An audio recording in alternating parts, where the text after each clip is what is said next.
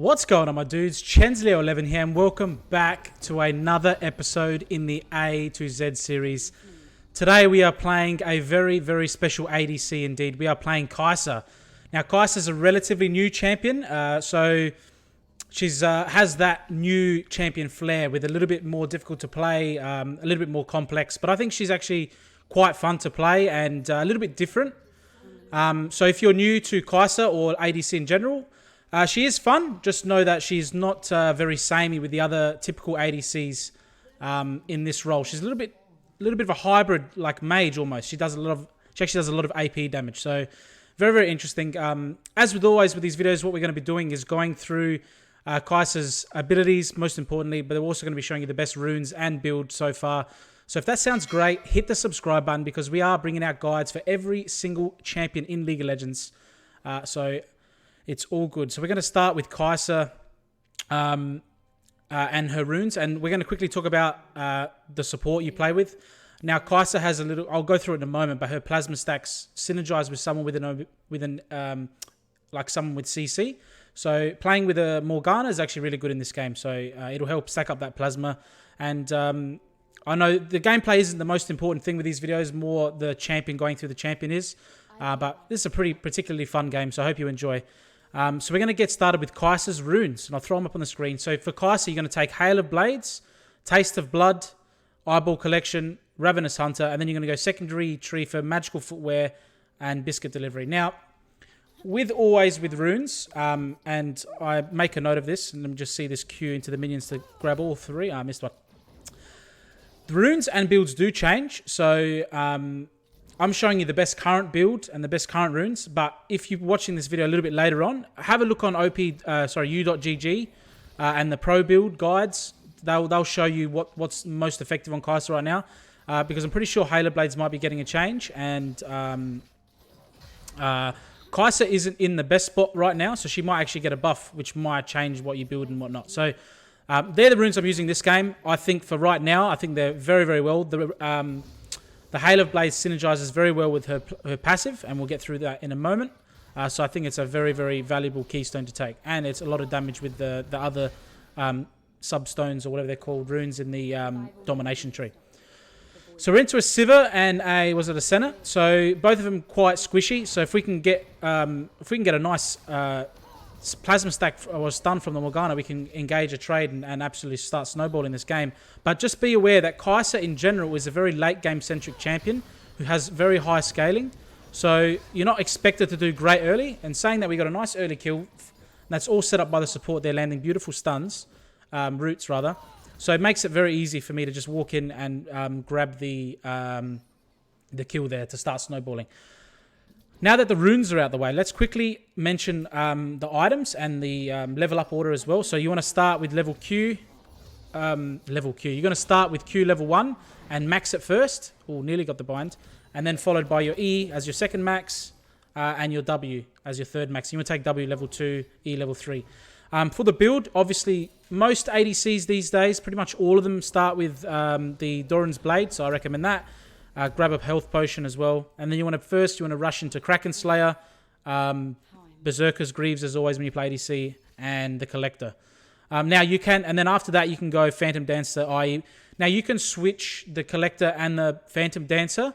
The Phantom Dancer will give you more attack speed and movement speed, but the Collector will give you more damage.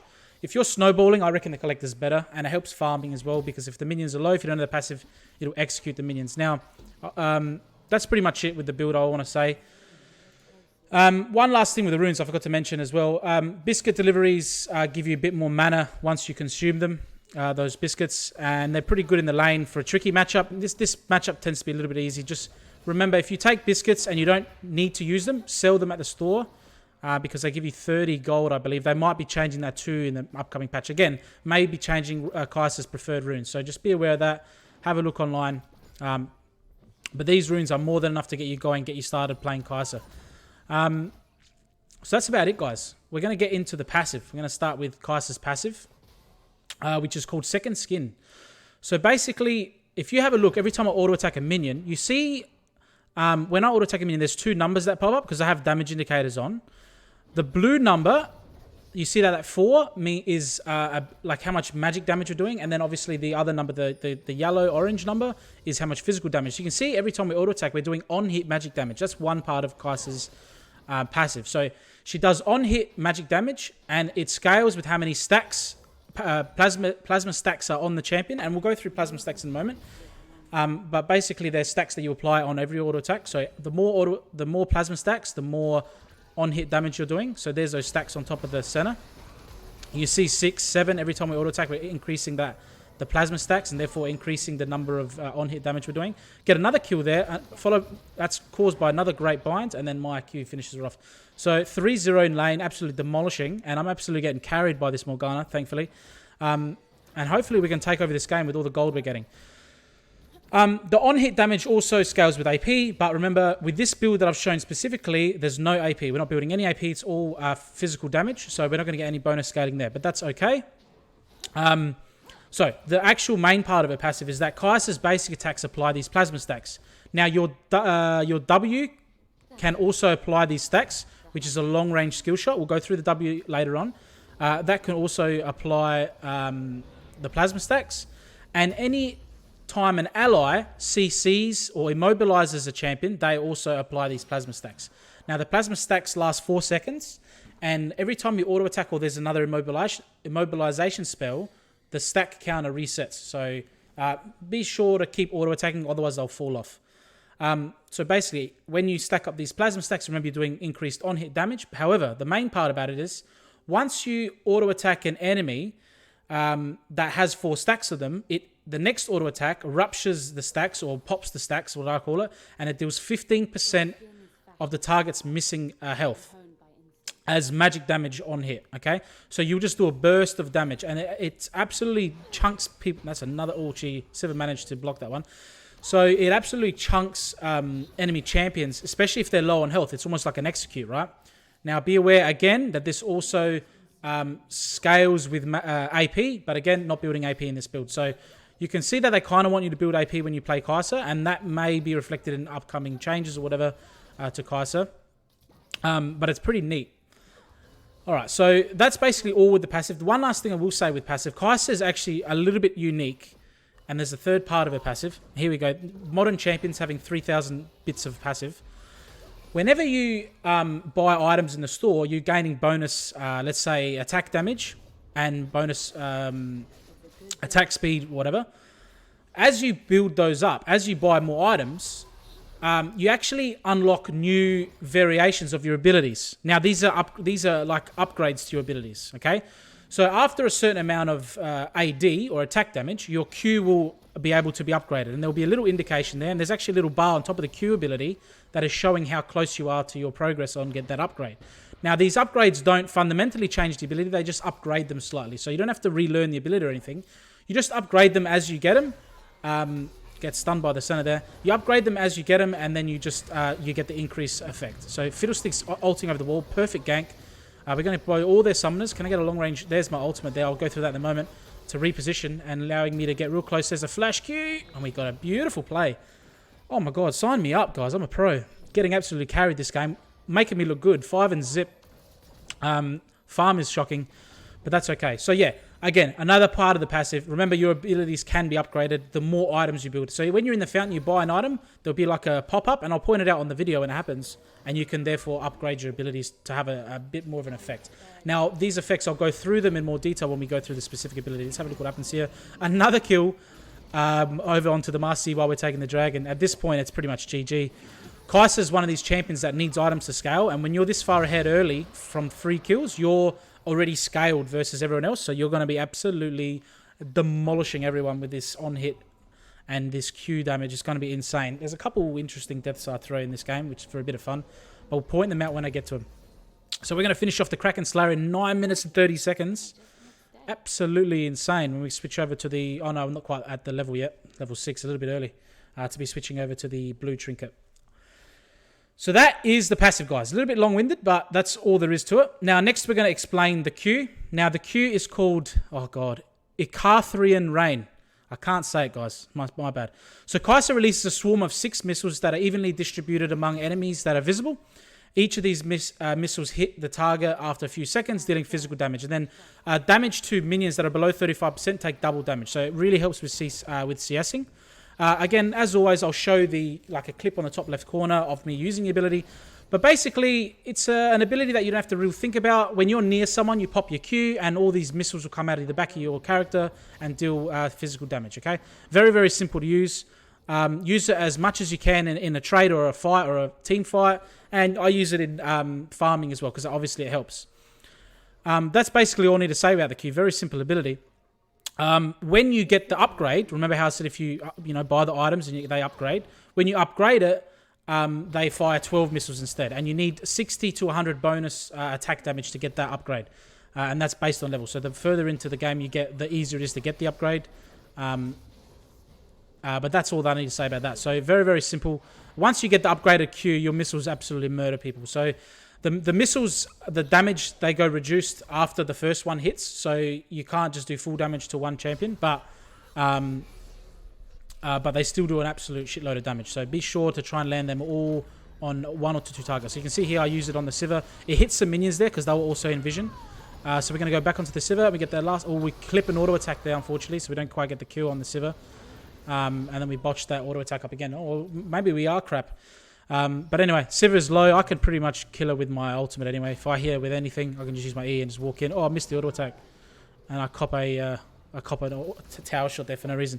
So not the best, but we end up getting another kill, another assist. So that's basically the Q, guys. Very, very simple. Next, we're going to explain the W. It's called Void Seeker.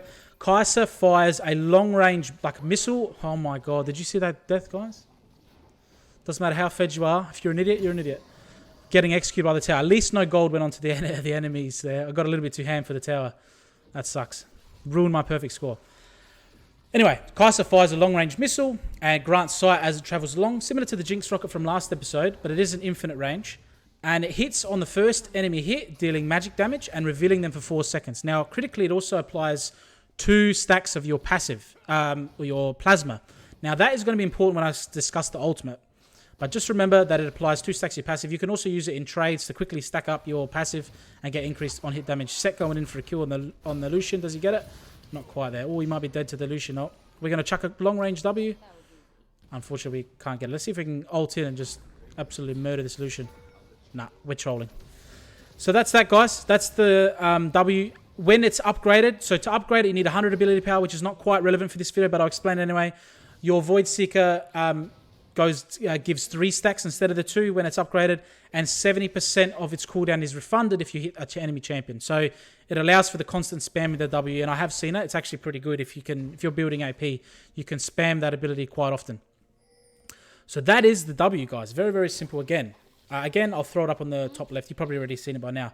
The next ability we're going to go through is Kai'Sa's E. It's called Supercharge. Now, Supercharge is the ability I just used there. I'm going to just have a look what happens here before we go into much detail.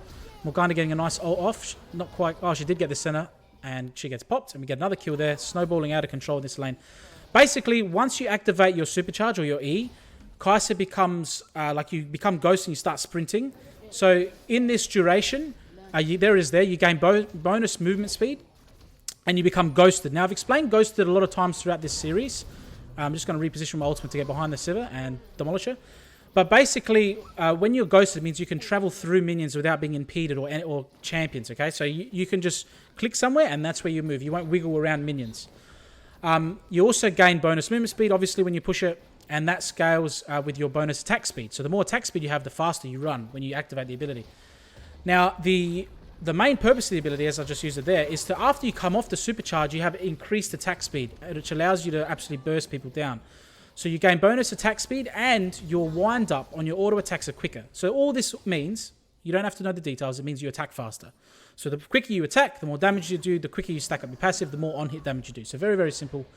We're going to have a look to see if we can get this second dragon. 18 and 2, bit of a stomp. We're 9 and 1, absolutely roasting these guys. So having fun. Now, another thing with the Supercharge or the E is every time you auto attack, you reduce its cooldown by 0.5 seconds. Okay, so you can get the cooldown quite low. So we're going to flash onto the Lucian here, get the kill. We didn't have our ultimate available, so to burn our flash, but we get another kill. Fiddlesticks cleans up the Master Yi. We're going to get another tower. Senna using her ultimate there.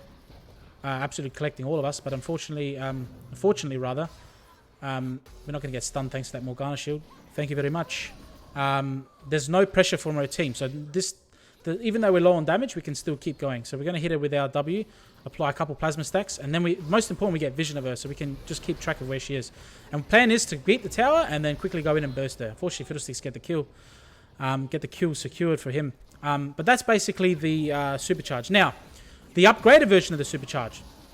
Now, it requires bonus attack speed. Now, you can get this in this build, but it is going to come in pretty late, and it's actually pretty cool.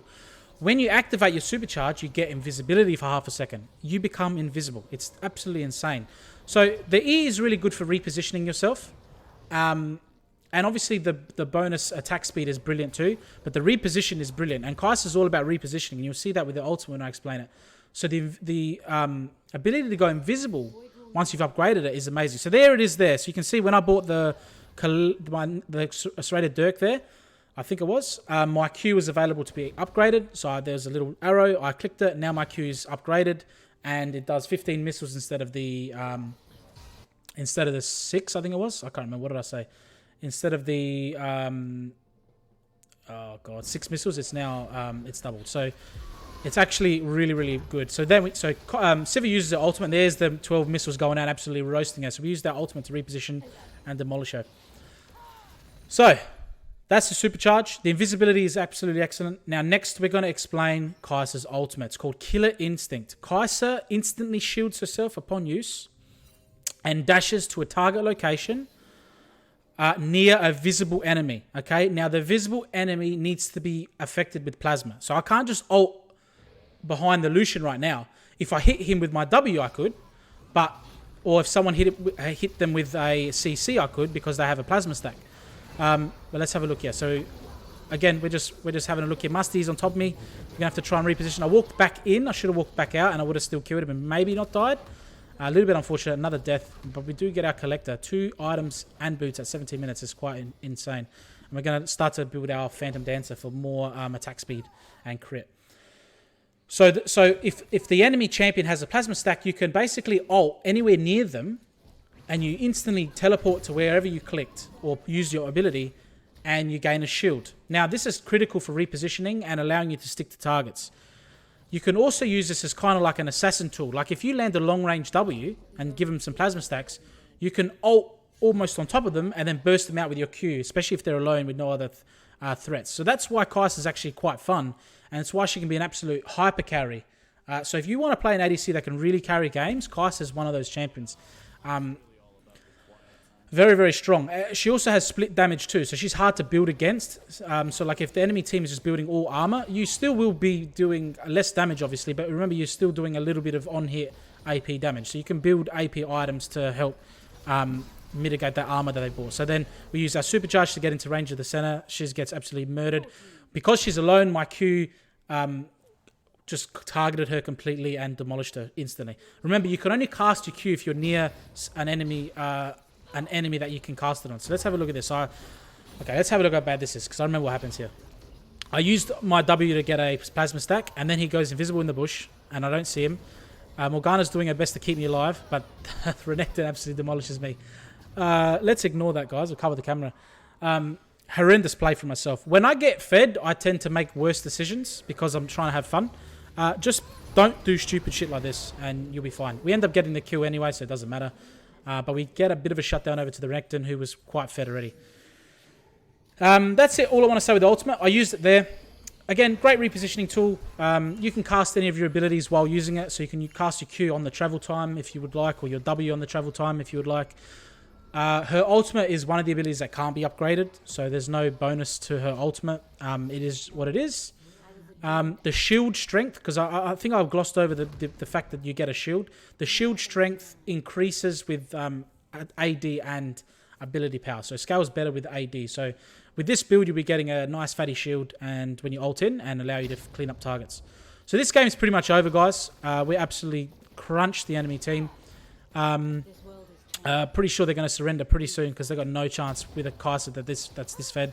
I'm going to pretty much go 1v1 the dragon and have a bit of fun. But anyway, guys, that's all the abilities. Kai'Sa's a little bit challenging to play. I would definitely give her a few games in normals if you're like keen to play her in ranked. She's quite fun. She's just different. The reason why I like her is because her abilities...